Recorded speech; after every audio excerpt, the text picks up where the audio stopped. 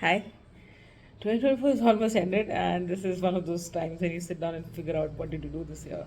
And this year has passed really, really quickly. And I would look at this year 2024 as the year of searching for meaning. And I'm somebody who loves Viktor Frankl. And Man's Search for Meaning is one of my most favorite books. And this is maybe the year where I've understood what he actually meant when he said that the human spirit can surpass just about everything. And this is the year I think where I decided that everything that happens in life will be alchemized into some sort of creative pursuit, in some sort of art, in some sort of co-creation, in some sort of building, in some sort of transformation. And this is the transformative year, inside out. This is also the year where I kind of dropped all the facade of intellect, which I'm really bored by, of the intellectual. And this is also the year where you have to actually, I think, this is the year where you've been forced to kind of look at your emotions a lot more deeply, because everything that you operated from logic has actually maybe not worked out. And look at it closely and you realize all the work that you must have put in this year. And this year has been one of those years where you've put in a lot of work. Um, will lead to long-term games. So this is the year we also start playing the long games. And meaning and purpose is really has nothing to do with you. It actually has a lot to do with everybody else. But there is a beat that you have. There is a vision that you can see, and you have to kind of stay true to it. And staying true to anything requires emotional strength. It actually has nothing to do with all the money and the power and the logic and the intellect that you might have.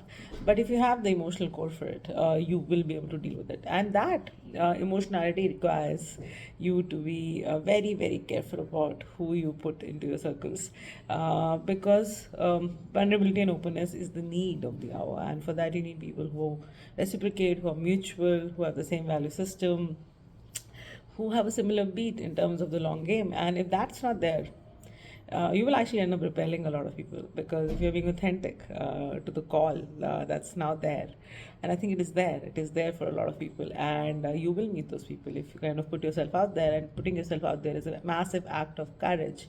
I am looking at 2024 as the year of courage, as the year of being authentic, as the year of getting massively honest, and just walking away from everything that does not serve your being.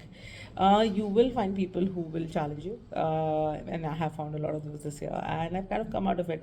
This is maybe also the first year where I've just like lived through it all.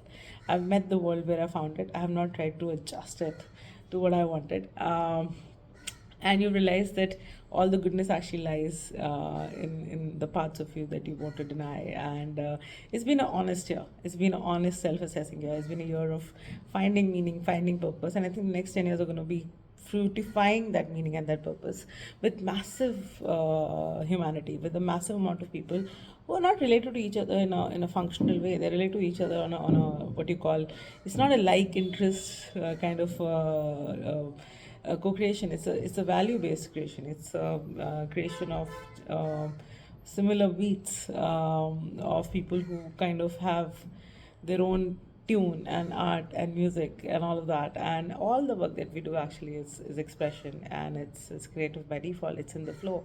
So it's in the flow. So you found the flow, and now I think it's time to fruitify it in the next few years that come. It is a long game. This is the year of realizing there is no shortcut. It is all a long game. And if you don't stay authentic, whatever you create out of that, what you create is who you are. If you are inauthentic in any part of your life, that will show in all parts of your life.